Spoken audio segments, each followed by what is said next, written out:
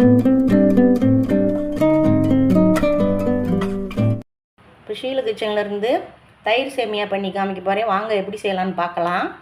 இதிலேருந்து தயிர் சேமியா பண்ணி காமிக்க போகிறேன். அதுக்கு ஒரு பவுல் ஃபேவரட் சேமியா எடுத்து வச்சுருக்கேன்.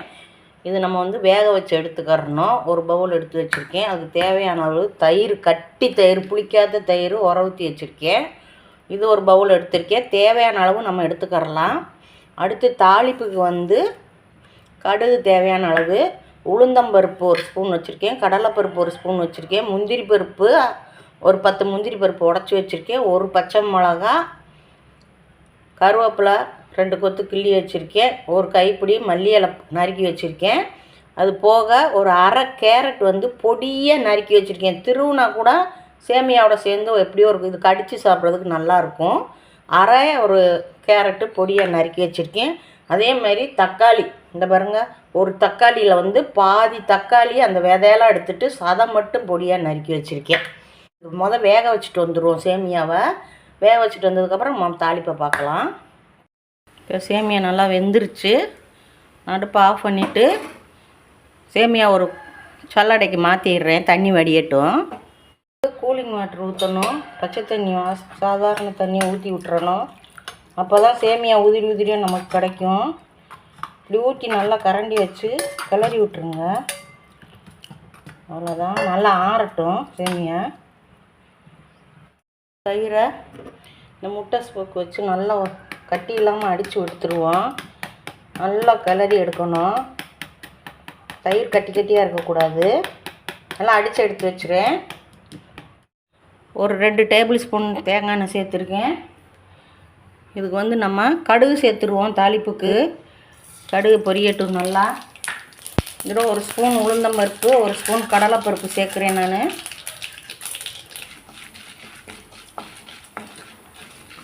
உளுந்தம்பருப்பு கடலைப்பருப்பெல்லாம் நல்லா பொரிஞ்சிருச்சு. பச்சை மிளகா ஒரு பச்சை மிளகா பொடியாக நறுக்கியிருக்கேன். கருவேப்பிலை 2 கொத்து போட்டு நல்லா, கொஞ்சமாக முந்திரி பருப்பு சேர்த்து நல்லா பொரிச்சிட்டு, முந்திரி பருப்பு நல்லா பொரிஞ்ச உடனே நம்ம அடுப்பு ஆஃப் பண்ணிடலாம். ஆஃப் பண்ணிவிட்டு கொஞ்சமாக பெருங்காயம், இஞ்சி போடலைன்னா பெருங்காயம், இஞ்சி போட்டாச்சுன்னா பெருங்காயம் தேவையில்லை. நான் இஞ்சி போடலை, பெருங்காயம் சேர்க்குறேன் வாசத்துக்கு. தாளிப்பெல்லாம் நல்லா ஆறுனதுக்கப்புறம் தான் தயிரில் சேர்க்கணும். நம்ம அடுப்பை மாற்றிட்டே தாளிப்பு நல்லா ஆறட்டும். நம்ம சேமியாவை இந்த கிண்ணத்துக்கு மாற்றிடுவோம்.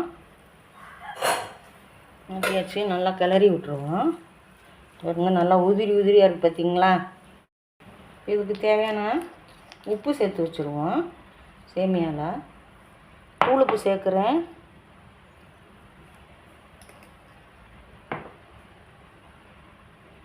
இப்போ நம்ம தயிர் தேவையான அளவு தான் ஊற்றணும். ஆனால் சேமியாவோட தயிர் அதிகமாக தான் இருக்கணும். நான் ஊற்றிருக்கேன். தயிர் நல்லா அடித்து வச்சுருக்கேன்.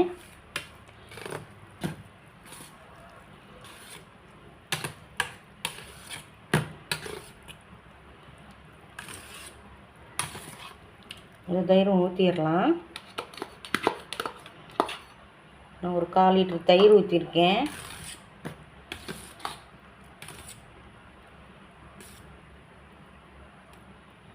தாளிப்பை சேர்த்து நம்ம ஒரு கிளறி விட்டுறலாம்.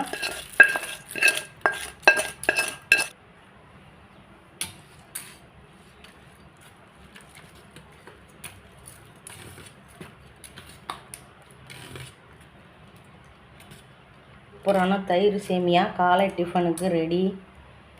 இதில் கேரட் பொடியாக நறுக்கி வச்ச கேரட் போடுறேன். துருவுனோம்னா சொதன்னு ஆயிரும் சேமியாவோட சேர்ந்து. இப்படி போட்டிங்கன்னா கடித்து சாப்பிட்றதுக்கு ரொம்ப டேஸ்ட்டாக இருக்கும். அதுமாரி தக்காளியும் விதையெல்லாம் எடுத்துகிட்டு அந்த சதை மட்டும்தான் போட்டிருக்கேன் நான்.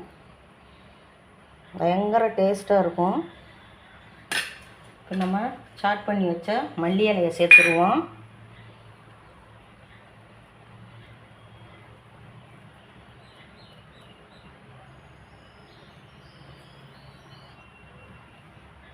இப்போ ஷீலு கிச்சன்லேருந்து தயிர் சேமியா பண்ணி காமிச்சிருக்கேன். காலையை வந்து நம்ம பிரேக்ஃபாஸ்ட்டுக்கு வந்து இப்படி எடுத்துக்கிட்டால் ரொம்ப நல்லாயிருக்கும். இதேமாரி நீங்களும் செஞ்சு பாருங்கள். இது குழந்தைகளுக்கெல்லாம் கொடுக்கலாம், ரொம்ப நல்லா சத்தானது. நீங்களும் செஞ்சு பாருங்கள். ஷீலு கிச்சனுக்கு லைக் பண்ணுங்கள், ஷேர் பண்ணுங்கள், சப்போர்ட் பண்ணுங்கள். நன்றி.